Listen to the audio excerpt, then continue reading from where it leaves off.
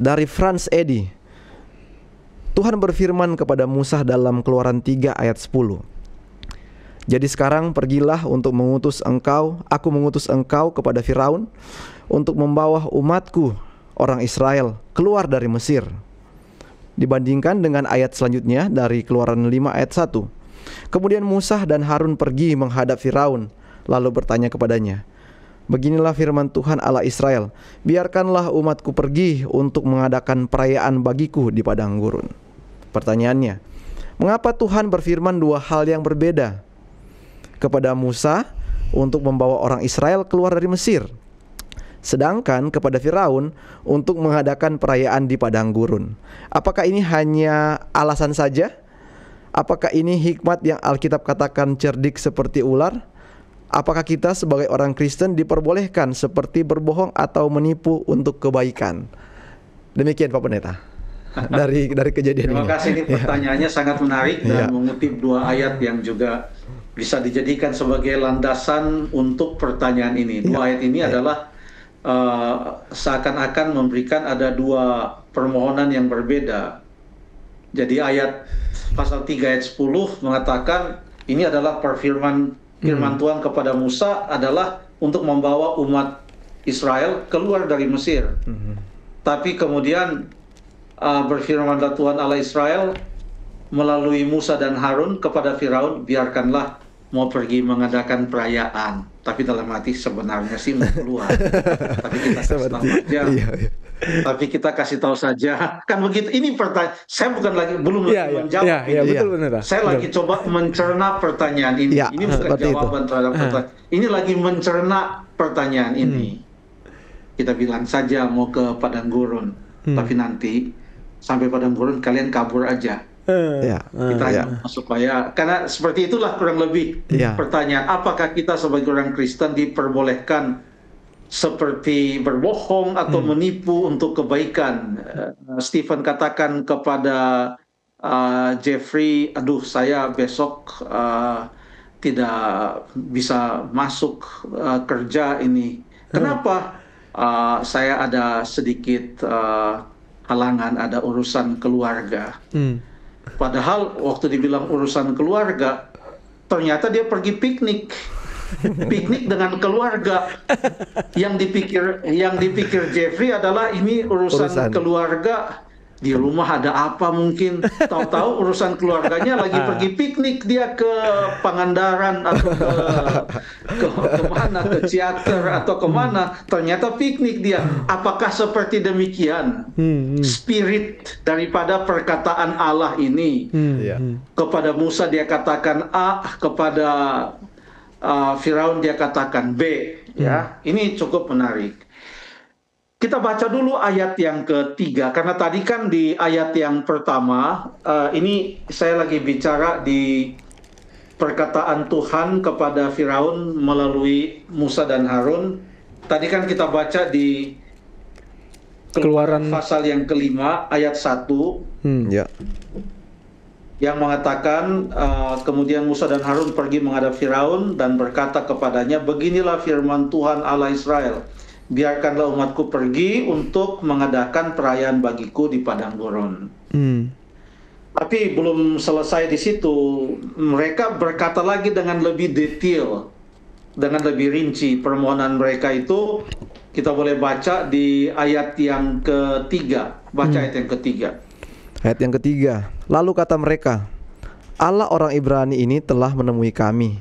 Izinkanlah kiranya kami pergi ke padang gurun 3 hari perjalanan jauhnya untuk mempersembahkan korban kepada Tuhan Allah kami, supaya jangan nanti mendatangkan kepada kami penyakit sampar atau pedang. Terima kasih. Tadi dikatakan pergi ke padang gurun. Sekarang lebih rinci lagi. Pergi ke padang gurun, berapa hari perjalanan katanya? 3 hari. 3 hari perjalanan. 3 hari perjalanan. Seperti apa ini 3 hari perjalanan? Wah, lumayan jauh. Kita jangan tebak-tebak. Kita tanya saja di Alkitab apa ada contoh lain sebelum cerita ini. Bukan sesudah ya. Sebelum cerita ini yang bisa jadi referensi tentang seperti apa itu 3 hari perjalanan. Baca cerita Yakub dan Laban pada waktu Yakub bekerja keras untuk mendapatkan Rahel, lalu kemudian Yakub juga mempunyai permohonan mengenai dia punya ternak-ternak dan lain sebagainya. Kita baca saja dalam Kejadian pasal yang ke-30 ayat yang ke-36. Kejadian 30 ayat yang ke-36. Sebelum dibaca, itu di ayat yang ke-34 dan ayat yang ke-35 itu Laban mengikuti permohonan Yakub untuk memisahkan domba dan kambing yang bercoreng, warnanya adalah polos dengan domba dan kambing yang belang-belang lalu berbintik-bintik, dipisahkan, bercorak. Dan mau dilihat ini mana yang lebih banyak berkembang. Tapi kalau dipisahkannya itu cuma dekat, takutnya mereka datang ngumpul lagi. Wah, kacau ini nanti. Siapa punya yang ini, siapa punya yang sana. Padahal waktu itu belum bisa dilihat ini siapa punya, ya. Atau ada yang tersesat atau bagaimana. Jadi Laban menentukan sebuah jarak supaya dipastikan tidak ada lagi hubungan apa-apa antara Laban dan Yakub dalam urusan ternak-ternak ini pun tidak mungkin akan ketemu. Yang di sana berkembang sendiri, yang di sini berkembang sendiri. Baca ayat 30. Ayat 30 atau 36, Pastor? 36. Terima kasih, 36. 36. Kemudian Laban menentukan jarak 3 hari perjalanan jauhnya antara dia dan Yakub. Maka tetaplah Yakub mengembalakan kambing domba yang tinggal itu. Jadi kalau hanya 1 hari perjalanan, ini belum terpisah betul-betul ini.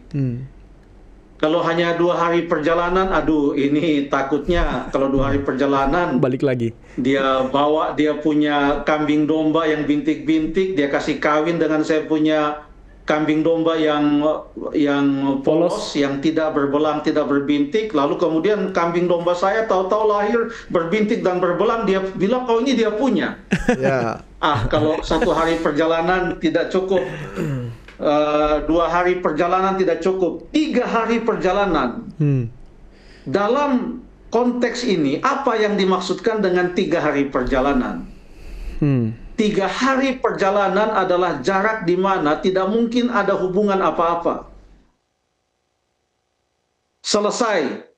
Jaraknya cukup jauh. Tidak ada hubungan apa-apa. Tidak mungkin ada komunikasi atau ada kelicikan yang terjadi dan lain sebagainya. Ini betul-betul independen masing-masing. Domba-domba kamu sama gembala-gembalanya di sana, saya punya, dan domba-domba saya ada di sini, dan gembala-gembalanya. Kami di sini. Tidak akan dicampurkan. Pisah kita. 3 hari perjalanan. Datang kita kembali ke Keluaran 5 ayat yang ketiga. Permohonan tadi. Kita baca lagi. Dalam Keluaran pasal yang ke-5 ayat yang ketiga. Ayat yang ketiga. Lalu kata mereka, Allah orang Ibrani telah menemui kami. Izinkanlah kiranya kami pergi ke padang gurun 3 hari perjalanan jauhnya untuk mempersembahkan korban kepada Tuhan Allah kami, supaya jangan nanti mendatangkan kepada kami penyakit sampar atau pedang. Jadi yang mereka bilang, kami mau pergi, tidak ada kami bisa berbaur dengan orang Mesir. Kami mau betul-betul terlepas dari orang Mesir. Ini 3 hari perjalanan, kami hanya mau menyembah Allah di sana. Kalau 1 hari perjalanan tidak cukup, 2 hari, harus 3 hari perjalanan. Jadi yang dipikirkan oleh Firaun itu bukan jarak yang dekat. Waduh, jauh ini. Jauh ini. Ini bukan dalam rangka mau melunakkan hati Firaun. Dekat kok, nanti kami balik lagi. Enggak. Jauh ini. Ini permohonannya untuk pergi jauh, bukan pergi dekat. Ya, kita baca beberapa ayat, pasal 3 ayat yang ke-18. Di sana dikatakan, izinkanlah kiranya kami pergi ke padang gurun 3 hari perjalanan jauhnya untuk mempersembahkan korban kepada Tuhan. Pasal 8 ayat 1. Berfirmanlah Tuhan kepada Musa, pergilah menghadap Firaun, beginilah firman Tuhan, biarkanlah umatku pergi supaya mereka beribadah kepadaku. Jadi yang diutamakan di sini adalah ibadah, lebih daripada itu tanah. Ibadah lebih penting dari tanah, itu maksudnya. Karena yang dijanjikan kan tanah perjanjian, tapi yang ditekankan adalah ibadah. Tujuannya pergi ke tanah perjanjian supaya hubungan mereka itu dekat dengan Tuhan, itu maksudnya. Supaya mereka bisa beribadah, supaya janji Tuhan kepada Abraham, Ishak dan Yakub itu digenapi, mereka bisa beribadah dan menjadi berkat kepada bangsa-bangsa lain. 3 hari perjalanan jauhnya. Ya. Coba kita baca Yunus 3 ayat yang ketiga. Yunus 3, kita mau baca beberapa ayat Alkitab yang mengatakan 3 hari perjalanan. Yunus 3 ayat yang ketiga. Yunus 3 ayatnya yang ketiga. Ayat yang ketiga. Oke, silakan. Bersiaplah Yunus lalu pergi ke Niniwe sesuai dengan firman Allah. Niniwe adalah sebuah kota mengagumkan besarnya. 3 hari perjalanan luasnya. Itu luar biasa luasnya. Jadi 3 hari perjalanan itu menggambarkan suatu jarak yang sungguh jauh. Kota yang 3 hari perjalanan luasnya itu adalah sangat luas. Beda dengan kota Yeriko. Keliling sebentar aja nggak sampai sehari 1 kali keliling. Bahkan kota Yeriko itu pada hari yang ke-7 bisa dikelilingi 7 kali dalam 1 hari. Sementara Niniwe 3 hari baru selesai 1 keliling. Jadi mau membandingkan ini kota Niniwe dan kota Yeriko. Ini kota Niniwe ini sungguh sangat luas. Ini yang mau digambarkan dengan istilah 3 hari perjalanan jauhnya. Apakah kira-kira memang ini adalah siasat kalau begitu? Untuk mengatakan yang penting mereka bisa keluar dulu. Ya, gimana nantilah. Kita lihat nanti, pokoknya yang penting kalian keluar dulu lah. Nanti kita atur di sana, saya mainkan nanti. Bukan begitu. Coba kita lihat dulu Bilangan pasal yang ke-8, ayat yang ke-28 dan 30. Bilangan, bukan Bilangan, tapi Keluaran. Keluaran pasal yang ke-8, ayat yang ke-28 sampai 30. Ayat yang ke-28, Keluaran 8.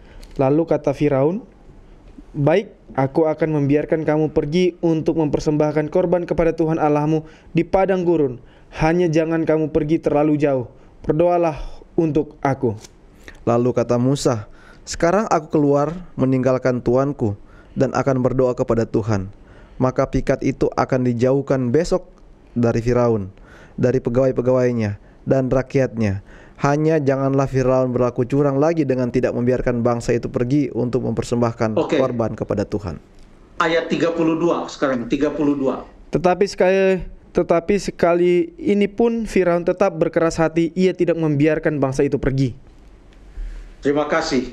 Perhatikan ayat 28 dikatakan boleh kamu pergi mempersembahkan korban di padang gurun, hanya janganlah kamu pergi terlalu jauh. Artinya yang diminta 3 hari perjalanan itu cukup jauh. Kalau boleh jangan 3 hari perjalanan lah kalau boleh.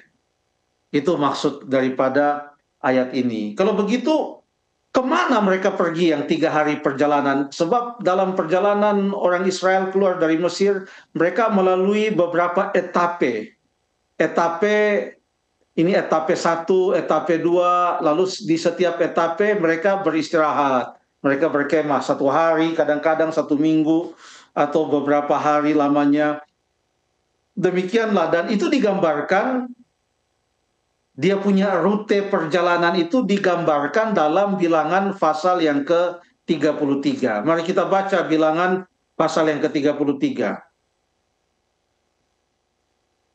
Kita mau baca dulu Bilangan 33, ayat yang ke-3 sampai ayat yang ke-8. Bilangan 33 ayat 3. Mulai ayat yang kedua, Ayatnya yang kedua. Musa menuliskan perjalanan mereka dari tempat persinggahan ke tempat persinggahan sesuai dengan titah Tuhan. Dan inilah tempat-tempat persinggahan mereka dalam perjalanan mereka. Mereka berangkat. Oke, sekarang inilah rutenya. Ya. Musa tulis nih, dari sini ke sini, sini ke sini, ditulis oleh Musa. Kita baca ayat yang ketiga sekarang. Pertama, dari mana mereka berangkat? Mereka berangkat dari Rameses pada bulan yang pertama, pada hari yang ke-15 bulan yang pertama itu, pada hari sesudah pasca perjalanan orang Israel keluar oleh tangan yang dinaikkan di depan mata semua orang Mesir. Sementara orang Mesir, kita baca ayat 4. Sementara orang Mesir sedang menguburkan orang-orang yang telah dibunuh Tuhan di antara mereka, yakni semua anak sulung. Sebab Tuhan telah menjatuhkan hukuman-hukuman kepada para Allah mereka. Ayat 5. Berangkatlah orang Israel dari Rameses lalu berkemah di Sukot. Oke, jadi dari Rameses mereka ke Sukot. Baca baik-baik ayat yang ke-6. Mereka berangkat dari Sukot lalu berkemah di Etam yang di tepi padang gurun. Mereka berangkat dari Sukot ke Etam, lalu Etam itu di mana? Di tepi padang gurun. Pertanyaan, sudah sampai belum? Belum dong. Ya. Karena kan permohonannya kan ke padang gurun. Ini baru di tepi. Baru di tepi padang gurun. Ini belum masuk, ini baru dia punya pinggir-pinggir ini. Lalu kemudian ayat yang ke-7 dan ayat yang ke-8. Mereka berangkat dari Etam lalu balik kembali ke Pihahirot yang di depan Baal Zephot, kemudian berkemah di tentangan Migdol. Mereka berangkat di tengah-tengah. Ya. Oke, ayat yang ke-8, silahkan. Mereka berangkat di Pihahirot dan lewat dari tengah-tengah laut ke padang gurun. Lalu mereka berjalan 3 hari perjalanan jauhnya di padang gurun Etam. Kemudian mereka berkemah di Mara. Bohong nggak? Enggak dong. Tadi kan baru di pinggir. Ya. Sekarang mereka betul-betul 3 hari perjalanannya di padang gurun itu. Jadi memang yang diminta itu memang, dan ini sudah di luar Mesir. Kan mereka sudah menyeberang itu laut. Sudah di luar Mesir ini, bukan di dalam. Jadi bukan akal-akalan itu. Kita bilang, mereka bilang cuma mau 3 hari, tau-taunya mereka mau kabur. Bukan begini. Ini bukan spirit dari perintah Tuhan. Bukan. Tidak ada akal-akalan sini. Bukan bohong ini. Bukan menggunakan dalam tanda kutip kebijaksanaan dan kebijaksinian. Tidak ada. Ini betul-betul sesuai dengan yang diminta. Kalau hanya sampai di pinggir padang gurun, belum. Di padang gurun 3 hari perjalanan. Nah, di situ. Sampai betul-betul mereka keluar meninggalkan Mesir. Sudah tidak ada hubungan apa-apa lagi. Bahkan pada waktu orang Israel menyeberang Mesir, tentara Firaun menyusul melalui laut yang kering itu dan mereka dikubur oleh air laut yang tertutup kembali. Sudah tidak ada hubungan apa-apa. Betul-betul permohonan untuk pergi dari Mesir, keluar dari Mesir, untuk beribadah kepada Tuhan. Terima kasih.